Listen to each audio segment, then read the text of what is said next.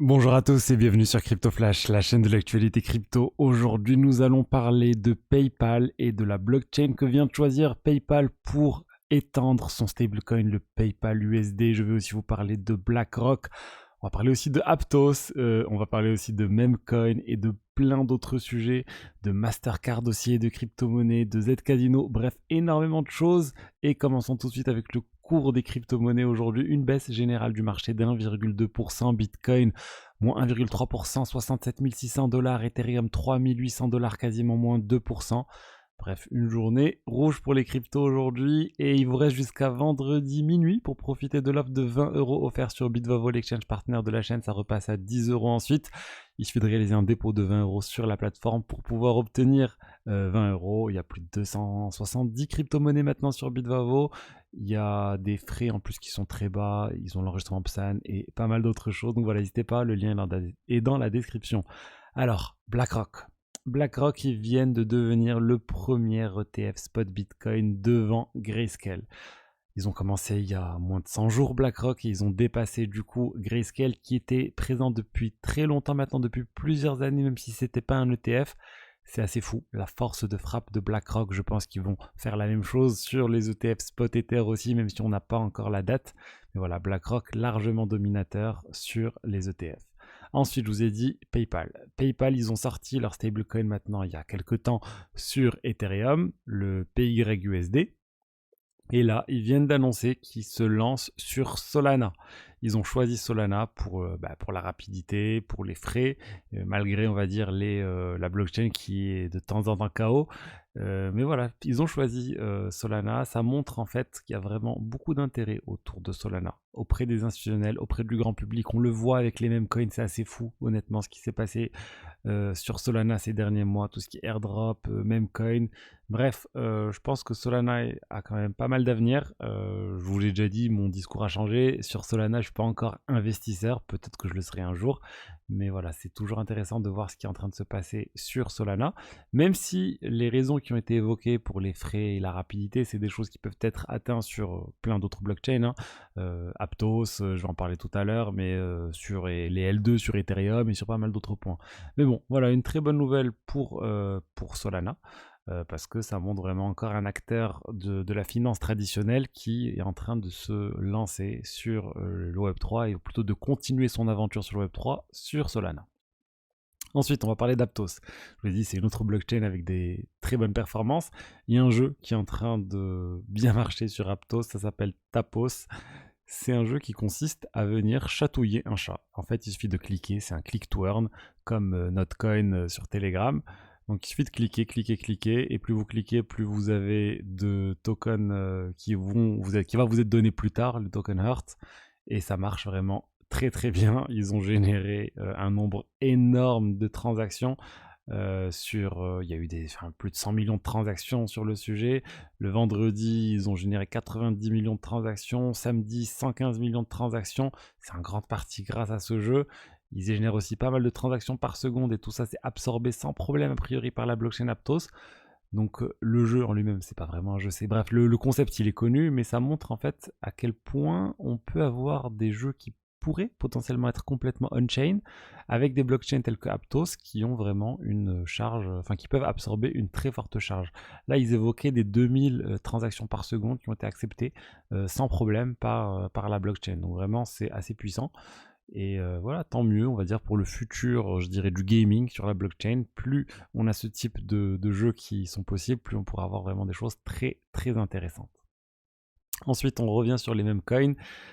Ça continue les mêmes coins. Floki, Bonk, Dogwifat, c'est des mêmes coins qui se portent bien en ce moment. Et je voulais faire un zoom sur PP, le même coin sur Ethereum qui vraiment a dépassé plusieurs plus hauts historiques dernièrement. Et j'ai trouvé ce tweet très intéressant qui montre en fait que si on prend la market cap de PP, donc on est à plus de 6 milliards de dollars, et ben c'est plus que quasiment toutes les market cap de tous les projets NFT cumulés. Ils ont pris les gros projets NFT parce que ça sert à rien de prendre les petits projets que personne connaît, mais vous prenez les CryptoPunks, les Bored Ape, les Pudgies, les Autoglyphes, Milady, Azuki, Mutant Ape Yacht Club et plein d'autres. Vous mettez tout ça à côté de PP, et ben ça reste bien en dessous de PP. Alors oui, ça inclut pas Beeple, etc. Mais bon, c'est négligeable et je pense même en incluant tout ça, on va rester bien en dessous. C'est assez fou la puissance des meme coins et comment vraiment c'est venu, on va dire, détrôner les NFT sur l'aspect spéculation, sur l'aspect je sais pas comment on peut appeler ça, mais culture ou en tout cas l'aspect un peu blague aussi. Ou bref, c'est assez puissant ce qui vient de se passer. C'est pas nouveau les meme coins. Les meme coins ça existe depuis très longtemps. Le Dogecoin c'est l'un des premiers meme coins et ça date de 2014-2013. J'ai plus la date en tête, mais ça date vraiment il y a très très longtemps.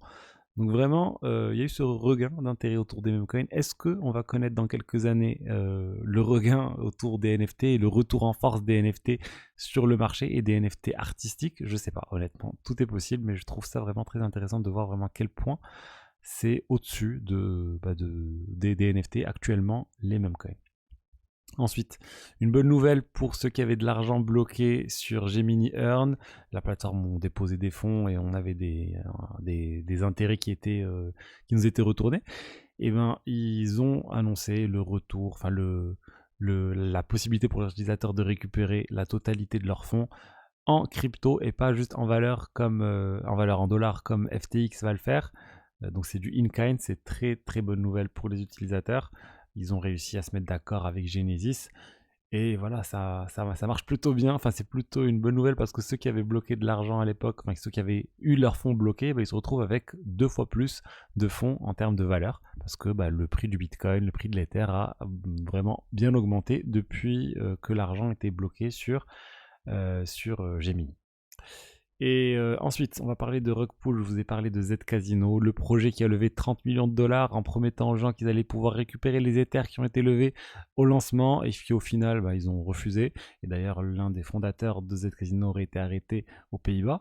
Et bah là, ils viennent d'offrir la possibilité aux utilisateurs de récupérer les Ethers qui ont été déposés sur la plateforme. Ils ont 72 heures pour le faire, donc profitez-en tant que c'est ouvert, faites-le et il reste plus beaucoup de temps. Donc voilà, c'est une bonne nouvelle. Et voilà, je pense que le reste de l'équipe a peut-être eu peur de finir en prison aussi. Ensuite, on parle de Mastercard. De Mastercard, ils viennent de lancer leur projet crypto. Ils appellent ça Crypto Credential. C'est un moyen d'envoyer de l'argent simplement à d'autres personnes quand vous êtes sur un exchange sans passer par des adresses, mais en utilisant des sortes de noms de domaine. Donc en fait, ils ont un peu recréé l'ENS, les Ethereum Name Services, où il y a des noms de domaine crypto pour les adresses. Et ça a été lancé sur quelques exchanges. On parle de Bit2Me, on parle aussi de... Bref, honnêtement, je ne les connais pas, la plupart des exchanges. On parle de Lyrium, Mercado Bitcoin.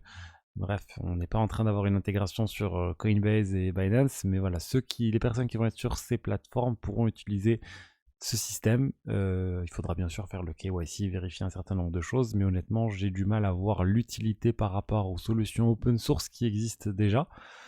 J'ai parlé de l'ENS, mais il y a d'autres choses similaires sur plein d'autres blockchains. Je pense qu'ils vont se présenter comme quelque chose qui est tout en un. Vous allez pouvoir envoyer du Bitcoin, mais aussi de l'Ethereum, de l'Ether plutôt, sur une même adresse. Et voilà, mais bon, honnêtement, je pense que ça sera quelque chose d'assez gadget, mais on verra. On verra par la suite à quel point ça va être adopté. Vous remarquerez que j'ai dit, je me suis repris, j'avais dit de l'Ethereum, après j'ai dit de l'Ether, c'est quelque chose c'est une erreur que je faisais il y a longtemps et de temps en temps ça m'arrive aussi. Quand on veut parler de la crypto Ethereum, enfin on ne dit pas l'Ethereum, on dit l'Ether, c'est le jeton, l'Ethereum c'est le réseau. Enfin bon, c'est une petite subtilité qui se pose pas sur le Bitcoin, le réseau et le Bitcoin, la crypto c'est la même chose, mais c'est pas la même chose sur le réseau Ethereum. Ensuite, on va parler d'intelligence artificielle et de crypto avec la grande fusion des projets crypto FetchAI, SingularityNet et Ocean Protocol qui a été annoncée finalement pour le 13 juin. Donc voilà, ça commence le 13 juin. Ça va être en fait le token FET qui va être renommé en Asie. Et ensuite, les autres, ils vont pouvoir être échangés contre de l'ASI, quelques jours plus tard. Si vous êtes sur un exchange, ça devrait être transparent pour vous. Si vous avez les cryptos qui sont hébergés par vous-même, là, je vous invite à vous rapprocher des sites web officiels de ces solutions qui vont expliquer comment faire cette conversion. Donc voilà, ça va vraiment venir créer un géant de l'IA et de la crypto. Ça a été annoncé depuis un certain temps, donc on le sait, c'est pricé, c'est juste la date qu'on ne connaissait pas. Voilà, maintenant on la connaît, ça commence le 13 juin. Ensuite, on va parler du wallet de Telegram. Je vous en avais parlé, j'avais fait le test, ça marchait plutôt bien. Mais là, ils viennent d'annoncer que le KYC va être obligatoire pour tous les utilisateurs du wallet Telegram. Donc ça va demander le nom, la date de naissance, le numéro de téléphone. Et donc bon, c'est quelque chose qui va venir, je pense, freiner l'adoption de ce wallet. Personnellement, moi, j'ai pas fait de KYC sur Telegram. J'ai pas envie de partager toutes ces informations. Du coup, je vais clairement pas utiliser ce wallet que j'avais juste utilisé pour tester. Je pense que ça va venir freiner le protocole. Mais aussi, je pense qu'ils n'avaient pas le choix. Parce que je vous l'ai dit, quand on utilise ce wallet sur Telegram, à aucun moment on nous demande quelque chose, de stocker sa seed phrase ou autre. Et du coup, c'est sûrement une technologie qui fait qu'ils sont responsables en fait aussi de ce wallet, des fonds qui sont dans ce wallet. Et c'est pas complètement du non-custodial, donc ils n'ont pas le choix, ils vont devoir faire ce KYC. Imaginez que MetaMask demande un KYC, les gens vont venir se révolter, ou que Rabbit demande un KYC, les gens vont venir se révolter. Je pense que ça va poser en partie problème sur Telegram, mais pour beaucoup d'autres, ça ne posera pas problème. Enfin, pour beaucoup d'autres personnes, ça quelque chose qui ne va pas les gêner. Mais bon, je pense que c'est pas une bonne chose, on va dire, de relier automatiquement wallet crypto pour une blockchain et KYC. Même s'il y aura d'autres wallets, je pense qu'ils vont pas nécessiter le KYC pour la blockchain, enfin pour ton coin. Mais bon, c'est un peu dommage, mais voilà. Écoutez, on va passer à autre chose. Quelque chose que je trouvais intéressant, c'est Binance et Binance France. Binance France. Et ben l'actionnariat de Binance France a changé. On n'est plus sur CZ qui était détenteur de 100% départ. Ça a été réparti maintenant entre deux personnes différentes, Li Huahei et Yu Longyan. Pourquoi? Parce que l'AMF a demandé à Binance de venir en fait, de changer son actionnariat suite au problème de CZ avec la justice aux États-Unis. Donc voilà, ça a été changé. Ce qui est étonnant, c'est qu'aux États-Unis, CZ a eu le droit de rester actionnaire de Binance sans que Binance ait de problème, mais en France, ils ont changé. Enfin, ils n'ont pas eu la même approche. Alors, j'aimerais bien connaître les dessous un peu de tout ça. Comment ça a été fait? Est-ce qu'il y a eu des actions qui ont été vendues à ces personnes? Est-ce qu'il va y avoir un accord? Enfin bref, c'est assez étrange d'avoir un changement d'actionnariat à ce point sur une société et que ces aides ne bénéficient plus du tout, ne soient plus bénéficiaires de ces actions. Alors peut-être que c'est parce que la société ne va pas forcément générer beaucoup d'argent, je sais pas. Honnêtement, je me pose des questions. J'aimerais bien avoir un peu les dessous de toute cette affaire. Et voilà ce que je voulais vous dire aujourd'hui. Si vous voulez savoir plus de choses sur la finance décentralisée, je vous invite à vous inscrire à ma formation sur comment générer le meilleur rendement possible sur vos cryptos. Vous trouverez le lien dans la description. Et sinon, j'espère que le contenu vous a plu et je vous dis à demain pour la suite. Allez, au revoir.